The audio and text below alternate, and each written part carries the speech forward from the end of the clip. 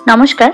आज शनिवार और शनिवार रविवार जेहेतु अफिस छुट्टी थाके सबाई बाड़ीते थाकी उइकेंड बोले कथा तार मध्य एनसीआर एर मारात्मक ठंडा वेदार एते तो एकटूखानी रिच कषा झाल झाल किछु खेते इच्छे करे। तो आजके आमी डिनारेर जोन्नो बानिয়েছিলাম मटन कषा और तार साथे लाच्छा पराठा। लाच्छा पराठा आमी एई प्रथम परफेक्टली बानाते पारलाम। एर आगे एक दुबार ट्राई करेছিলাম, एतटा भालो हयनि। आजके जेभाবে आमी बानिয়েছি सेटा खूबই सुंदर হয়েছিল খেতে। तो आमी एकटूखानी आपनादेर साथे शेयर करे निচ্ছি যে আমি কিভাবে मटन कषा করেছিলাম আর লাচ্ছা পরাঠা করেছিলাম। मटन कषा বলতে মনে পড়লো এর আগে একবার আমি मटन এনেছিলাম একটা অন্য দোকান থেকে। মটনের কোয়ালিটি অত্যন্ত বাজে ছিল, অত্যন্ত খারাপ ছিল। একটা মানে হাফ কেজি মতন মটনকে প্রেসার কুকারে প্রায় মিডিয়াম আছে 12 থেকে 14টা হুইসেল দেওয়ার পরেও সেই মটন ছিবড়ে ছিল, একেবারেই সেটা মানে সেদ্ধ হয়নি ভালো মতন। তো তারপর আমি ভেবেছিলাম, খুব দুঃখ পেয়েছিলাম যে হয়তো এনসিআর রিজিয়নে আর মটন খেতে পারবো না, আমাকে অপেক্ষা করে থাকতে হবে কবে কলকাতায় যাব তারপর মটন খাবো। তো তারপর আমি আমার এক পরিচিত দিদির কাছ থেকে জানতে পারি আমাদের বাড়ির একদম সামনে মোটামুটি এই 6-7 কিলোমিটারের মধ্যে একটা মটন শপ রয়েছে যারা নাকি খুব ভালো মটন দেয়। তো সেখানে গিয়েছিলাম আমি আর হাজবেন্ড, সেখান থেকে মটন নিয়ে এসেছি। তো মটনটা যখন কষাচ্ছিলাম তখনও ঠাকুরকে ডাকছিলাম যে এই মটনটা যেন অন্তত ভালো হয়, অ্যাটলিস্ট একটা ভালো দোকান পাবো না এত বড় একটা শহর বা এত বড় একটা রাজ্যে। তো যাই হোক, মটনের কোয়ালিটিটা একদম ভালো ছিল, ভীষণ সুন্দর ছিল, মেল্টিং মাউথ ছিল, আর মটনের যে টেক্সচার সেটাও খুব ভালো ছিল। তো এই দোকানটা এবার আমার মটন কেনার জন্য বাধা ধরা হয়ে রইল। মটনটাকে সমস্ত রকম মশলা দিয়ে আপনারা দেখতেই পেলেন যে আমি কড়াইয়ে কষিয়ে নিয়েছি, নিয়ে আমি প্রেসার কুকারে ঢেলে দিয়েছি। মটন বা চিকেন রান্না করতে কিন্তু আমি হলুদ গুঁড়ো, লঙ্কার গুঁড়ো, আদা রসুন পেস্ট আর পেঁয়াজ এটাই ব্যবহার করি, আর স্বাদ মতো লবণ আর একটু গরম মশলা। এছাড়া মটন বা চিকেনের জন্য আমি অন্য কোনো মশলা ব্যবহার করি না। আগে থেকে ভেজে রাখা যে আলুগুলো ছিল সেই আলুগুলোও দিয়ে দিলাম। আমি দমের জন্য না ছোট ছোট আলু নিয়ে এসেছিলাম, তো সেগুলো গোটা গোটা দিয়ে দিলাম। মটনে ভীষণ ভালো লাগে খেতে। তো মটনটা আমার জাস্ট এখানে 4 থেকে 5টা হুইসেলে একদম সুন্দরভাবে হয়ে গেছে। মটনটা হয়ে যাওয়ার পরে আমি তাও একবার আমার হাজবেন্ডকে একটুখানি টেস্ট করালাম, দেখে নিই ওর কেমন লাগলো।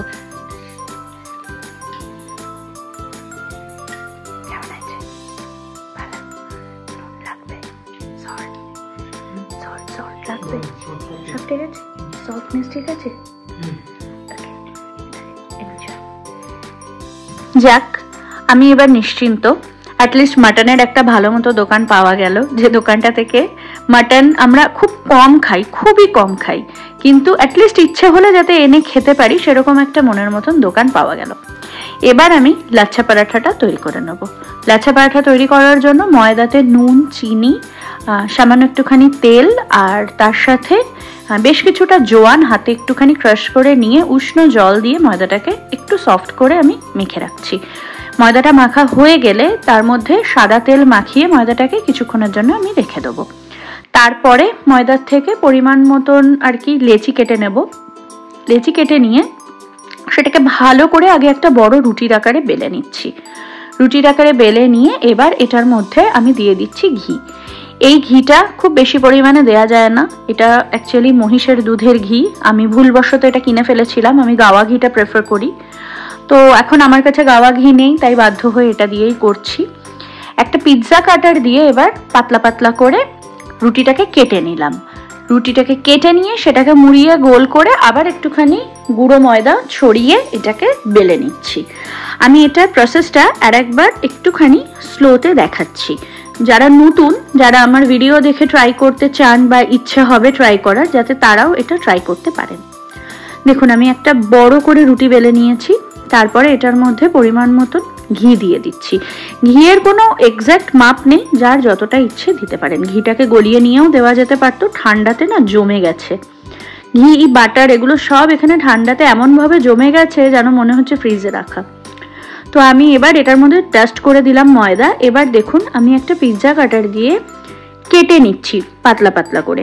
আমি কিন্তু পুরো এন্ড টু এন্ড কাটছি না, আমি মাঝখান থেকে কাটছি, সাইডে দেখুন অল্প অল্প করে জায়গা না ফাঁকা আছে, মানে একেবারে যে পুরোটাকে কেটে দড়ি বার করে ফেলছি বা সুতোর মতো বার করে ফেলছি সেটা নয়। পুরোটা কাটা হয়ে গেলে এইভাবে হাত দিয়ে জিনিসটাকে একটুখানি এক জায়গায় করে নিয়ে একটু হালকা করে টেনে লম্বা করে নিচ্ছি, নিয়ে তারপর এটাকে গোল গোল করে মুড়িয়ে র্যাপ করে নিয়ে চ্যাপটা করে তারপরে আবার এর ওপর দিয়ে ময়দা ডাস্ট করে এটাকে আমি বেলে নেব। ময়দা ডাস্ট না করলেও চলতো যদি এটা গরমকাল হতো, ঘিটা জমে গেছে তো ভীষণভাবে, যে কারণে গুঁড়ো ময়দা ছাড়া না রুটিটা আমি বেলতে পারছি না, মানে পরোটাটা আমি বেলতে পারছি না, আটকে যাচ্ছে। তো এটা ঘিটা যদি নর্মাল টেম্পারেচারে থাকতো, গরমকাল হতো, তাহলে ময়দা ডাস্ট না করলেও চলতো। এবার এটাকে আগে আমি শুকনো করে তাওয়াতে সেকে নিচ্ছি, ভালো করে শুকনো করে সেকে লাল লাল স্পটটা চলে আসলে তখন আমি এটার মধ্যে তেল দিয়ে দিচ্ছি।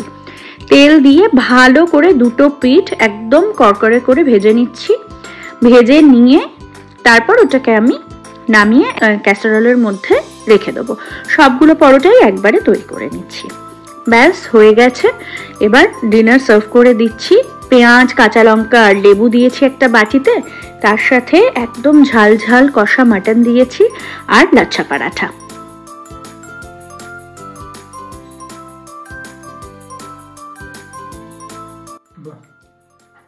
সফট টেক্সচার হয়েছে তো।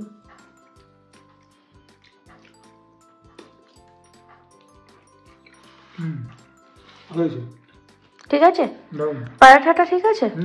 আজকের ভিডিওটা আপনাদের কেমন লাগলো আমাকে অবশ্যই কমেন্ট করে জানাবেন। ভালো লাগলে like, share and subscribe please, আর চ্যানেলটাকে ফলো করে আমাদের পাশে থাকার অনুরোধ করছি। দেখা হবে খুব তাড়াতাড়ি পরবর্তী নতুন কোনো একটি ব্লগে। টাটা।